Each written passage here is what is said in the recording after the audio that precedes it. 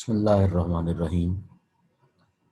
अजीज़ तलबा, आज हम इक्वेशन ऑफ कंटिन्यूटी की अनदर फॉर्म पढ़ेंगे, बल्कि another method to proof the equation of continuity. ये बात हम पहले डिस्कस कर चुके हैं कि इक्वेशन ऑफ कंटिन्यूटी एक ऐसा टॉपिक है जो कि फ्लूइड मैकेनिक्स में बैकबोन की हैसियत रखता है, और ये ऐसा मुमकिन नहीं है कि कोई क्वेश्चन पेपर बने तो उसमें इक्वेशन ऑफ कंटिन्यूटी का जिक्र ना हो, आर्टिकल की शक्ल में, टॉपिक की शक्ल में, या शॉर्ट क्वेश्चन की शक्ल में, या मल्टीपल चॉइस की शक्ल में, या किसी एग्जांपल की शक्ल में, क्वेश्चन के सॉल्यूशन की शक्ल में। ये लाजमी इसका जिक्र होता है। अमूमन ये टॉपिक लॉन्ग क्वेश्चन की शक्ल में भी सामने आता है। एक अंदाज से हमने इसका प्रूफ पहले किया था, आज ज़रा दूसरे अंदाज से देखते हैं। कहता है जी, this equation is based on the principle of conservation of mass. Principle of conservation of mass क्या कहता है? ये फिजिक्स का बड़ा ही इम्पोर्टेंट रूल है, principle of conservation of mass, जो कि यहाँ पर मुस्तामल है। Principle of conservation of mass states that the rate of increase of mass of fluid within the volume tau. अच्छा, वॉल्यूम की सिंबल वी होती है, लेकिन चूंकि यहाँ पर हमने वी वेलोसिटी के लिए लेते हैं, इसलिए उससे डिफरेंस पैदा करने के लिए हमने वॉल्यूम का सिंबल टा यूज किया। तो rate of increase of mass of fluid within the volume tau must be equal to the rate of influx of the mass of the fluid across the surface S.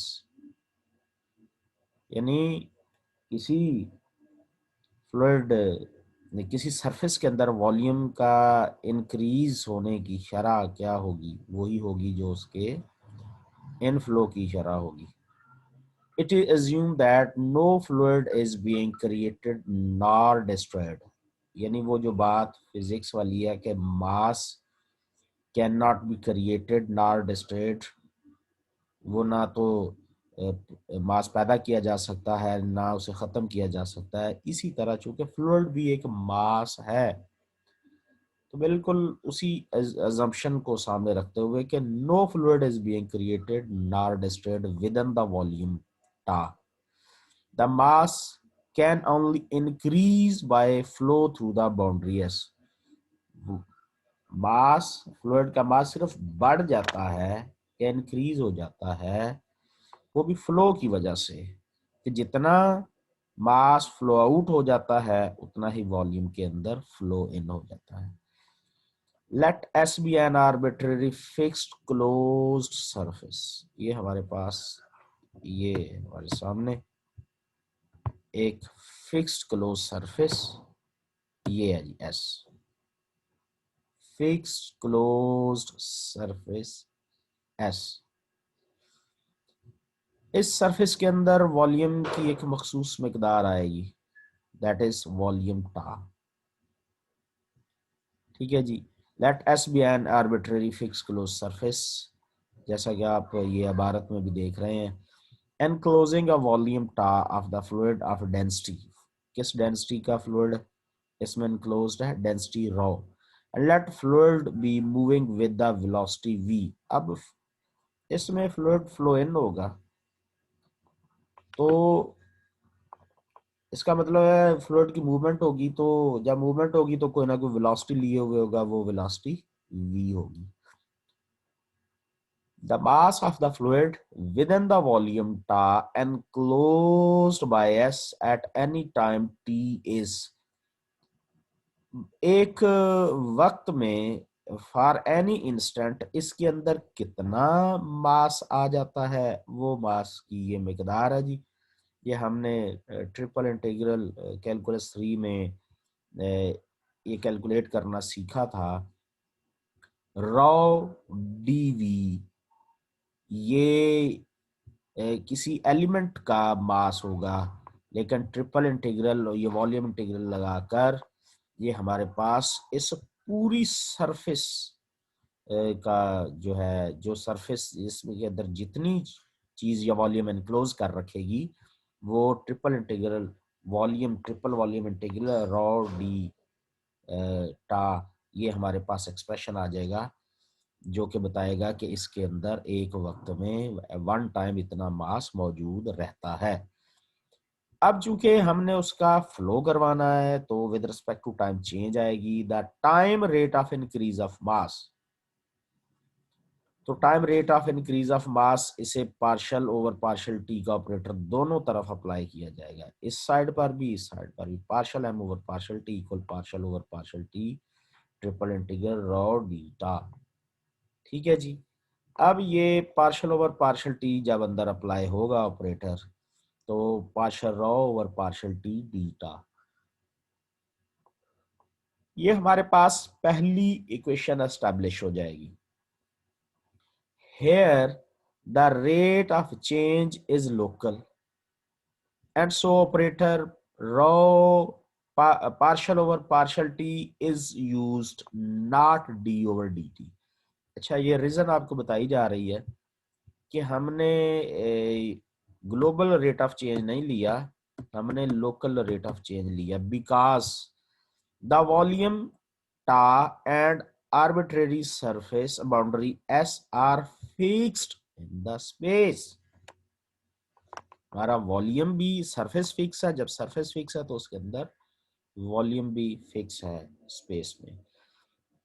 Inward mass flux, flux दरअसल मास के flow को show करता है, तो mass flux, inward mass flux क्या होगा, mass of the fluid flowing per unit time into S, mass of the fluid flowing per unit time into S. तो उसकी कैलकुलेशन, क्योंकि फ्लो आउट पॉजिटिव रखा हुआ है तो फ्लो इन हमारा नेगेटिव होगा। तो वो हमने जब एक टॉपिक पढ़ा था वॉल्यूम फ्लक्स, तो उसमें हमने ये एक्सप्रेशन प्रूव किया था, double integral over the surface rho V dot N unit vector DS. ये हमारा वो एक्सप्रेशन है जो हमने एक previous topic article material derivative के बाद पढ़ा था, इक्वेशन ऑफ कंटिन्यूटी से पहले है वो, जिसमें हमने वॉल्यूम फ्लक्स का एक्सप्रेशन जो है वो एस्टेब्लिश किया था। ये है वो एक्सप्रेशन जो हमने वॉल्यूम फ्लक्स के एक्सप्रेशन में पढ़ा था। तो inward mass flux minus double integral over the surface rho v dot and unit vector dA, and unit vector is outward drawn unit normal to the s at the point। जैसे ये देखिए, ये किसी point पर हमारे पास outward drawn ये unit normal होता है। Now the principle of conservation of mass requires that, principal of conservation of mass क्या कहता है कि जितना ये मास आया है वो उतना ही हो सकता है कि जितनी इसके अंदर वो मास के समो जाने की जगह है उतना ही इनवर्ड आ सकता है। ठीक है जी। तो फिर ये किसके इक्वल हो जाएगा, ये हमारा ये है जी वो एक्सप्रेशन जिसे हमने ये मास के लिए कैलकुलेट किया था। तो ये अब किसके बराबर हो गया, ये volume triple volume integral partial over partial T डीटा equal this volume flux. ये दोनों एक्सप्रेशन हमारे सेम हो जाएंगे। ठीक है जी। अब एक तरफ हमारे पास है ट्रिपल इंटीग्रल, आपको स्क्रीन पर नजर आ रहा है कि दूसरी तरफ हमारे पास है सरफेस इंटीग्रल। ये वॉल्यूम इंटीग्रल है, ये सरफेस इंटीग्रल है, ये ट्रिपल इंटीग्रल वो डबल इंटीग्रल है। तो ये जो सरफेस इंटीग्रल है इसे हम जो वेक्टर टेंसर और मैकेनिक्स का पेपर पढ़ते हैं उस पेपर में, बल्कि अगर बुक रेफरेंस की जाए, बुक रेफर किया जाए तो डॉक्टर नवाजिश अली शाह साहब की जो है मैकेनिक्स, वेक्टर मैकेनिक्स का जो पेपर है उसमें आपने ये गास डाइवर्जेंस थ्योरम पढ़ा होगा। गास डाइवर्जेंस थ्योरम में सरफेस इंटीग्रल को वॉल्यूम इंटीग्रल में चेंज कर लिया जाता है। तो वो क्या स्टेटमेंट है जी, वो ये है कि ये सरफेस इंटीग्रल इक्वल होगा वॉल्यूम इंटीग्रल के del dot rho V D tau, ये surface integral ds converted into the volume integral with the help of Gauss divergence. अब ये डाइवर्जेंस हो गई है ना जी, डेल डॉट, और ये आपके वेक्टर के साथ आ गया है डेल का डॉट। अगर डेल का क्रॉस आए तो वो कर्ल में चला जाता है, तो डेल का डॉट आए तो वो डाइवर्जेंस होता है, गास डाइवर्जेंस थ्योरम। अच्छा, अब ये जो मास का एक्सप्रेशन है वो इस ट्रिपल इंटीग्रल के बराबर हो गया। ठीक है जी, अब ये नेगेटिव है, इसे दूसरी साइड पर शिफ्ट करने की कोशिश करेंगे। यस, ये चूंकि विद द नेगेटिव साइन है, इसे हम इसकी लेफ्ट साइड पर शिफ्ट कर देंगे। लेफ्ट साइड पर शिफ्ट करेंगे तो जो हमारे पास एक्सप्रेशन ऐड होने के बाद क्या हो जाएगा, ये लिनियरिटी प्रॉपर्टी चूंकि पूरी करता होता है इंटीग्रल, तो इंटीग्रल बाहर आ जाएगा डी टा, दोनों में, इसमें भी और इसमें भी डी टा भी। तो जो एक्सप्रेशन हमारे पास किसके रह जाएगा, इंटेग्रेंट के तौर पर रह जाएगा, वो partial rho over partial T plus del dot rho V, ये हमारा इंटेग्रेंट हो जाएगा, दोनों को मिलाकर ये बना। अब वो कहता है जी कि ये इसकी इंटीग्रेशन लें तो ये जीरो आंसर आएगा। अब ये देखिए, ऐसा नहीं मुमकिन कि हमारे पास एक अच्छा खासा पॉजिटिव इंटेग्रल मौजूद हो, वॉल्यूम मौजूद हो, तो उसका जो इंटेग्रल लिया जाए वो अब ज़ीरो हो जाए। तो ये ज़ीरो एक ही सूरत में मुमकिन है, चूंकि ये कंटिन्यूस है, तो ये हमारा आंसर ज़ीरो इंटेग्रेंट इंटीग्रेशन के बाद नहीं आ सकता। तो फिर अब ज़ीरो है तो ये फिर कैसे आएगा, बस एक ही सूरत है ज़ीरो आने की कि हमारा इंटेग्रेंट ही ज़ीरो हो, तो ये इंटेग्रेंट ज़ीरो लिखा गया। ये जो एक्सप्रेशन हमारे पास आया है, this equation is called equation of continuity for a compressible fluid. क्या कहेंगे, equation of continuity for a compressible fluid. अब ये जरा इस पर डाइवर्जेंस को अप्लाई कीजिए, डेल डॉट रॉ वी, तो वो क्या हो जाएगा, पहले ये रॉ के साथ मिलेगा तो क्या बन जाएगा, V dot del rho plus del side पर डेल डॉट वी, ये इसको एक्सपेंड किया गया, इस ये जो इतना इसका डाइवर्जेंस है इसे एक्सपेंड किया गया। ठीक है जी। आफ्टर एक्सपेंशन, चूंकि ये हमारे पास एक ऐसा आया है, अगर हम चेक करें, गौर करें, तो ये जो एक्सप्रेशन है इसमें हम इतने हिस्से को, ये जो दो टर्म्स हैं this one and this one, ये मटेरियल डेरिवेटिव की एक्सपेंशन है। तो ये इस चूंकि एक्सपेंडेड फॉर्म है, इसे अब हम क्लोज करेंगे तो ये बन जाएगा D raw over D T, D raw over D T. इसको अगर एक्सपेंड किया जाए तो ये बन जाएगा। ठीक है जी, मटेरियल डेरिवेटिव का अप्लाई हो गया, प्लस ये टर्म वैसे की वैसे ऐड हो जाएगी, इन दोनों को मटेरियल डेरिवेटिव बनाकर यहाँ पर लिख दिया गया। तो मटेरियल डेरिवेटिव का एक्सप्रेशन किसके बराबर होता है, where D over D T equal partial over partial T plus V dot del is the material derivative. तो ये मटेरियल डेरिवेटिव यहाँ किस पर अप्लाई हुआ है, ये मटेरियल डेरिवेटिव यहाँ रॉ पर अप्लाई हुआ। ठीक है जी। अच्छा, अब we can also write this equation, इसकी बात कर रहे हैं, इन दिस फॉर्म। तो ये फॉर्म कैसे बनेगी जी, ये भी जरा मुलाहाजा करें। कहते हैं डेल डॉट वी को एक नया नाम रख दीजिए थीटा, तो ये और सिंप्लीफाई होकर del rho over D T plus rho theta equal zero, ये आ जाएगा। थीटा एक्चुअली क्या है, थीटा डेल डॉट वी का नया नाम रखा था, डेल डॉट वी इस स्केलर के बराबर है, ये हमारे पास वेक्टर डेरिवेटिव ऑपरेटर है और ये वी वेक्टर है, दोनों का जब डॉट दिया जाए तो ये एक बनेगा हमारे पास। इस चीज का नाम क्या है, इस चीज का नाम है जी rate of volume dilation, the volumetric increase per unit volume per unit time, the volumetric increase per unit volume per unit time. अच्छा, इसके पार्टिकुलर केसेस पढ़ने से पहले जो हमने क्वेश्चंस की आंसर्स लिखने हैं कमेंट सेक्शन में जाकर, सबसे पहले आपने वहां पर डेफिनेशन लिखनी है इक्वेशन ऑफ कंटिन्यूटी की, वो क्या है। दूसरा, principal of conservation of mass क्या है, 2 हो गए जी। तीसरा ये है कि हमारे पास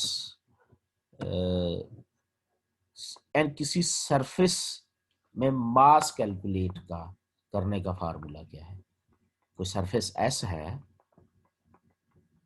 arbitrary surface S, arbitrary cross surface S, उसमें मास कैलकुलेट करने का फार्मूला क्या है।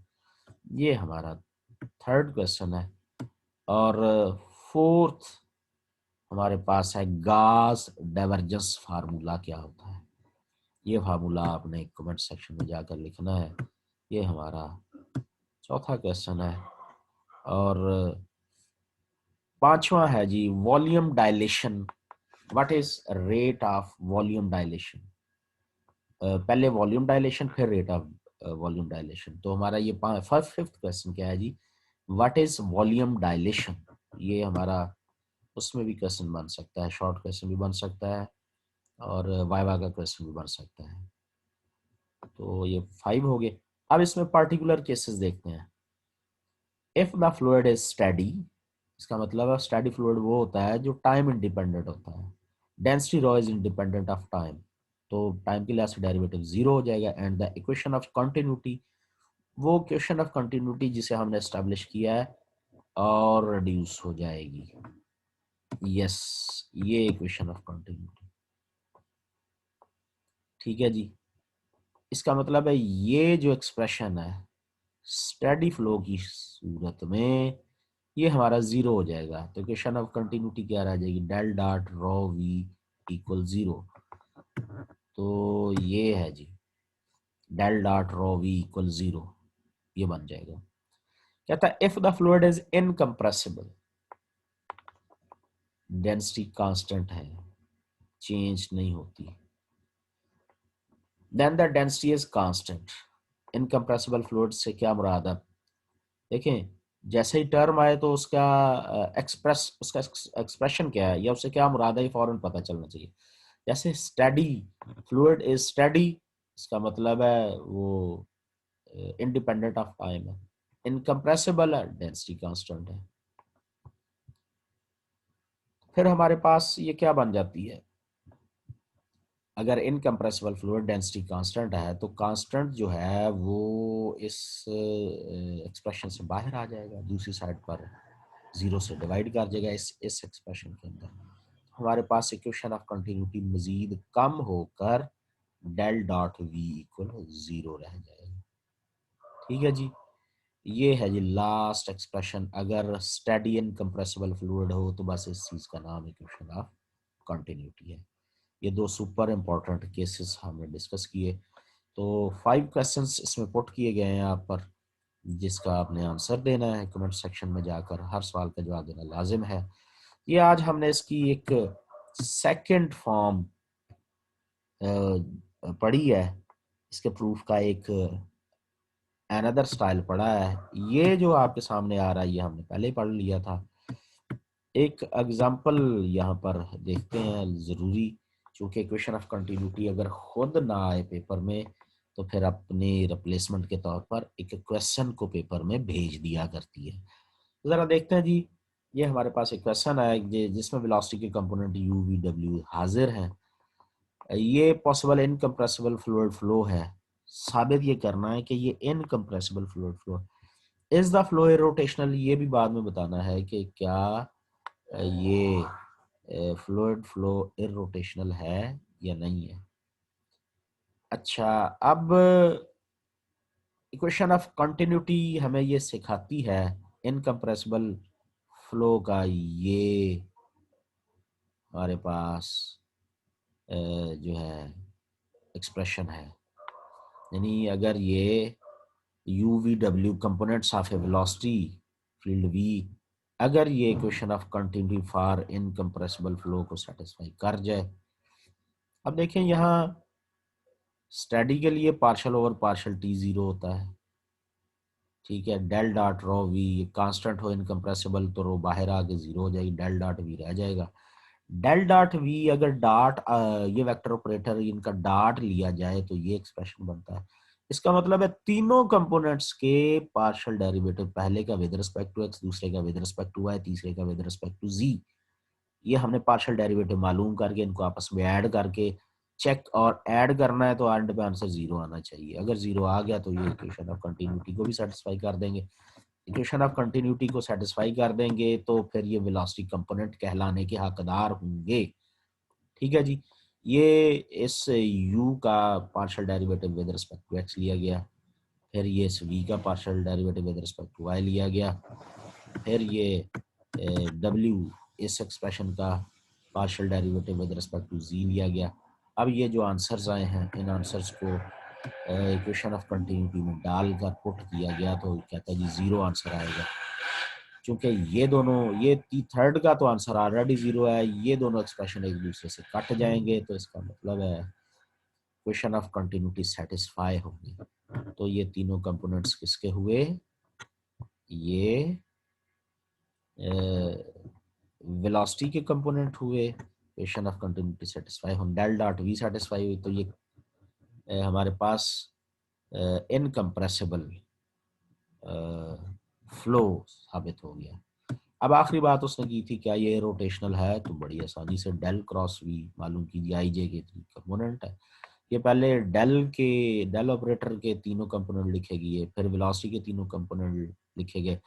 अब हमने इसे एक्सपेंड करना है, इस डिटर्मिनेंट को जब एक्सपेंड किया गया तो ये सब कुछ कट कटा के ये आई के साथ जो आ रहे हैं वो भी कट जाएंगे, जे के साथ आ रहे हैं वो भी कट जाएंगे, के साथ जो आ रहे हैं टर्म्स या एक्सप्रेशन, ये टर्म्स वो कट जाएंगी। तो डेल क्रॉस वी जीरो आ गया, तो फाइनली हमारे पास डेल क्रॉस वी का आंसर क्या आया, जीरो। तो रिजल्ट क्या निकला, डेल क्रॉस वी जब कभी भी जीरो आता है तो उसका मतलब होता है ये फ्लो इरोटेशनल है, ठीक है जी। Del cross V non zero आए तो इसका मतलब है वो फ्लो रोटेशनल है, वहां पर रोटेशनल होने की वजह से जो वेक्टर है, स्पिनिंग वेक्टर है, वो भी अपनी प्रेजेंस शो करेगा। तो आज आपने देखा इसमें स्टैटिक को कैसे पढ़ा जाता है, इनकम्प्रेसिबल कंप्रेसिबल को कैसे पढ़ा जाता है, इरोटेशनल और रोटेशनल को कैसे पढ़ा जाता है, कौन कौन से एक्सप्रेशन। जो सबसे अहम बात हमने ये जो नोट की वो ये है कि कौन सी चीज साबित करने के लिए हमें कौन सा एक्सप्रेशन इस्तेमाल करना पड़ता है।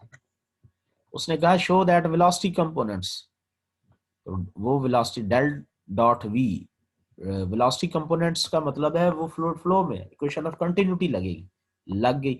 और इक्वेशन ऑफ कंटिन्यूटी की भी खास फॉर्म लगी, कौन सी, इनकम्प्रेसिबल फ्लो है, तो डेल डॉट वी लगा अगर हमने इस बात को।